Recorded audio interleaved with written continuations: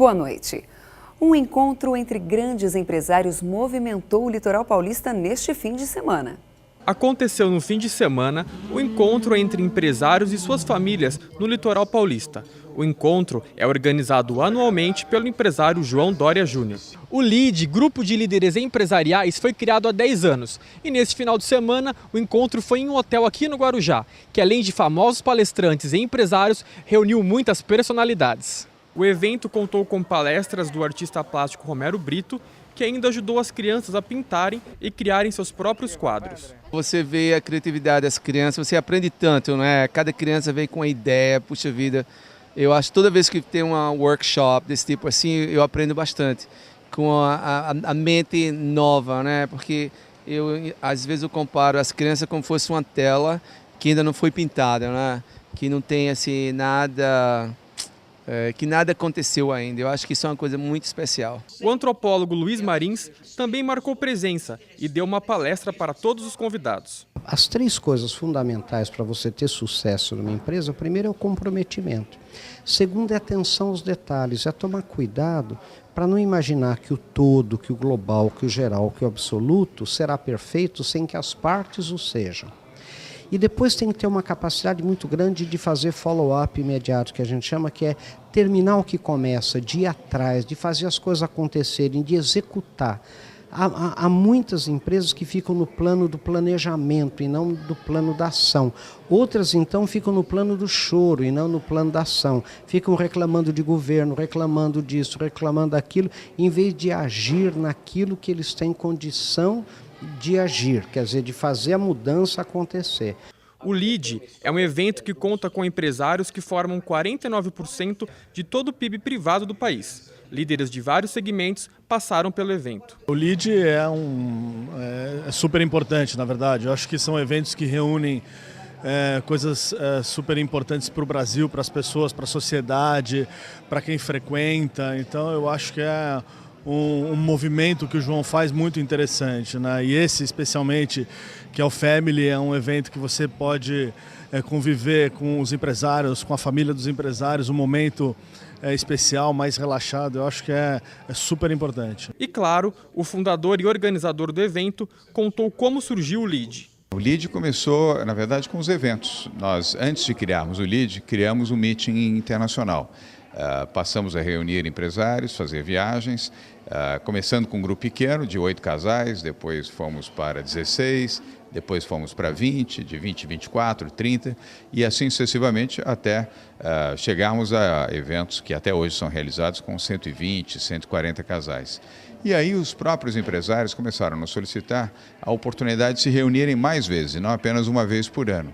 Daí, para a constituição do LID foi um passo, porque nós já tínhamos iniciado o Fórum de Comandatuba, na Bahia, e lá no Fórum nós constituímos o LID, e já começou com 123 empresas instituidoras, filiadas. Hoje nós somos mais de 1.300, 10 anos depois.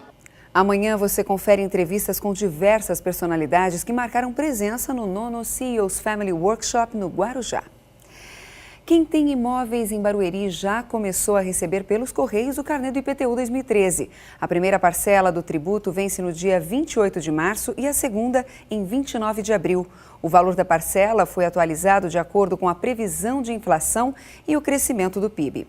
O imposto deverá ser pago em até 2 vezes, desde que o valor da parcela não seja inferior a R$ 25. Para quem não receber o carnê em casa, pode pegar a segunda via pela internet no site www.barueri.sp.gov.br, ir até o link Secretarias Municipais e selecionar Finanças. Para mais informações, 4199-8000. Você é de falar coisas sobre a sua vida em locais públicos?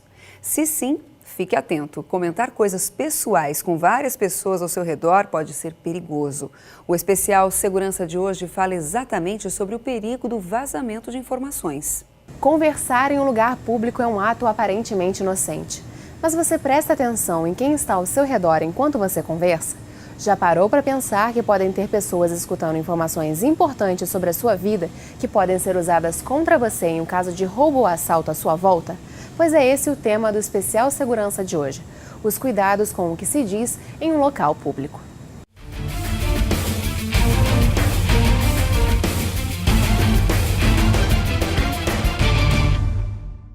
E para falar sobre vazamentos de informações, eu estou com o Coronel Edson, que ele é o coordenador operacional aqui da Embrase. Edson, primeiramente, quais são os riscos de se comentar coisas sobre a sua vida pessoal em um ambiente público? O risco definitivamente já gera para a sua própria vida. Porque infelizmente, quando a gente está em público, a gente sempre tem que desconfiar que tem alguém do mal, vamos dizer assim, no meio desse público. Então, se a pessoa identifica você, começa a ter características que você pode dar indícios que tem alguma coisa que ela pode se aproveitar, isso é um grande risco, é um grande problema. Então, na verdade, às vezes a pessoa está em público com boas intenções, conversando, batendo papo, tendo outros tipos de informações, e às vezes a pessoa, sem querer, acaba cometendo algum tipo de observação, ainda mais que se refere à questão de valor, de algum tipo de vantagem, uma pessoa que está ali nas imediações, mesmo que ela não esteja com a intenção, vamos dizer, esteja lá com esse objetivo, de querer proceder a algum tipo de roubo, de furto, mas quando ela ouve falar isso aí, acaba chamando a atenção. Quer dizer, até vamos supor assim, até um exemplo para se entender mais facilmente, um exemplo vindo da natureza, vamos dizer. Se você tem um animal doméstico lá em casa, e ele está lá dormindo, cochilando, fazendo uma coisa assim, você brinca com esse animal, ele acaba às vezes nem te dando bola. Mas se há algum barulho, por exemplo, na cozinha, de uma panela, alguma coisa, ele já levanta a orelha porque interessou para ele, ou seja, na cozinha vai ter comida, isso me interessa. Então, às vezes, o ser humano também é mais ou menos semelhante. Ele está lá, tranquilo. De repente, ele ouve alguma coisa que o interessa, então ele pode começar a prestar um pouco mais de atenção para ter outros frutos que, infelizmente, podem ocasionar algum problema maior. Então, quais são os comentários mais arriscados a se fazer num ambiente público? Na verdade, o delinquente, por exemplo, ele pode ter várias maneiras de se chegar ao objetivo dele. Mas o objetivo dele é o dinheiro. De algum jeito, de um lado ou de outro, mas ele quer chegar no dinheiro. Então, quanto menos se comentar sobre valores, sobre viagens. Esse ano eu vou fazer minha segunda viagem para a Europa. Vai um exemplo. Falar, segunda viagem para a Europa. Então, é uma coisa que chama atenção. Sobre, eu estou juntando um dinheiro, daqui a pouco eu já vou conseguir comprar um carro zero. Alguma coisa que fala, ele está investido atualmente de uma boa quantia de dinheiro. Então é uma coisa que chama atenção. E por outro lado, obviamente sempre visando o dinheiro, é a questão da internet. Então falar os seus dados pessoais. O meu nome é fulano de tal, não sei o quê. O meu telefone celular é esse, eu trabalho em tal lugar. Então dar muitos dados pessoais para um público que você não tem a certeza realmente de quem são todos que estão ali, isso realmente é muito perigoso. Como identificar se a pessoa está escutando informações importantes sobre a sua vida? Olha, realmente ter a certeza que uma pessoa está escutando, o que a gente pode perceber, porque na verdade a gente tem que estar atento para tudo, né? Infelizmente é assim.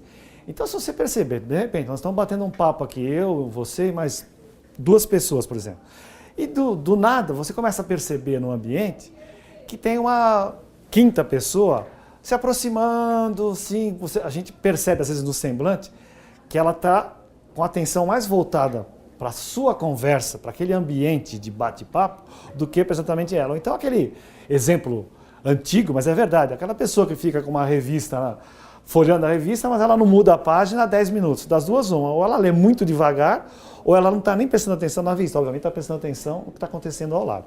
Como a pessoa deve agir se ela precisar comentar alguma coisa sobre a sua vida pessoal num ambiente com mais pessoas? Olha, eu julgo que e diretamente no foco da sua pergunta, se você precisa conversar algo importante, eu acho melhor ir para um lugar reservado, tá? Para justamente evitar esse tipo de curiosidade que pode aguçar. Então não dá para a gente ter a certeza de quem está interessado, mas se procurar um lugar reservado, obviamente que será mais tranquilo e não tão perigoso. Agora, se tiver que falar em lugar público sobre qualquer questão que seja, evitar de falar o seu nome, dar dados sobre sua família, qualquer coisa que você fala hoje em dia, infelizmente a internet é fácil acesso para as pessoas descobrirem coisas que não teriam que descobrir, mas como tem outros interesses e vontades. Então, dados pessoais, a sua rotina diária. Então, eu saio de manhã todo dia, vou para tal hora, tal lugar, para tal... Então, esse tipo de coisa. Dados pessoais, dados da sua família, a sua rotina diária.